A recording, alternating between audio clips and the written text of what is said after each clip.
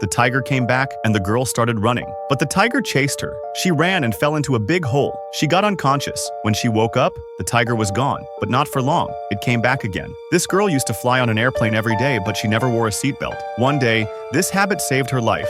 She was on a same plane, sleeping with her head on her husband's shoulder, when suddenly, a fighter jet crashed into their plane. The crash made a big hole in the plane. Strong wind pulled many people out of the plane. Because the girl was not wearing her seatbelt, she flew around inside the plane, hitting seats and walls. The wind started to pull her out too, but her husband tried to hold her. He held on for some time, but then his hand slipped. He grabbed a seat and saved himself, but the girl fell, along with the broken part of the plane. As she fell, she wore a seatbelt for the first time and prayed for a miracle. Just before hitting the ground, the falling speed slowed down, and the broken part landed. Luckily, she survived. When she opened her eyes, she was in a thick jungle. A piece of metal was stuck in her leg. It hurt a lot, but she pulled it out and tied her leg with a piece of her shirt. She stood up slowly and started calling her husband. She saw the broken part of the plane nearby. She ran to it, but when she saw a dead body, she got scared and fainted. Later, a mosquito bite woke her up. Then she heard a helicopter. She waved a cloth in the air and jumped to get help, but the helicopter flew away. The pilot saw her,